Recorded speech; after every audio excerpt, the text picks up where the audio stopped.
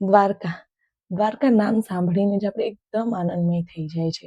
જેને રણછોડરાયની નગરી તરીકે પણ આપણે ઓળખીએ છીએ. જ્યાં કાળિયા ઠાકરના કણ કણમાં જ્યાં શ્યામ વસે છે, ત્યાં અસંખ્ય ભાવિ ભક્તો પોતાની શ્રદ્ધાઓ અને આશા લઈને આ દ્વારે આવે છે.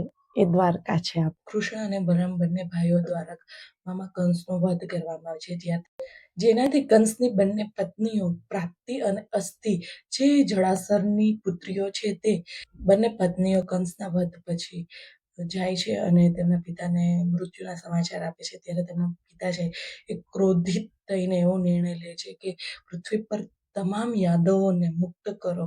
ત્યારબાદ મથુરા પર આક્રમણ કરે છે. ત્યારે તેમનો પરાજય થાય છે. તેવી જ રીતે 17 વખત મથુરા પર આક્રમણ કર્યું અને દર વખતની જેમ તે પરાજય થાય છે. 18મી વખત તેમના સેનાપતિ કાલિક દ્વારા 1 કરોડ જેટલા બર્બરિક યોદ્ધાઓ દ્વારા તે મથુરામાં ઘેરાવ કરવામાં આવ્યો છે. ત્યારે શ્રી કૃષ્ણ છે એ સાગર માર્ગ દ્વારા તમામ યાદવોને દ્વારિકા નગરી પહોંચાડે છે.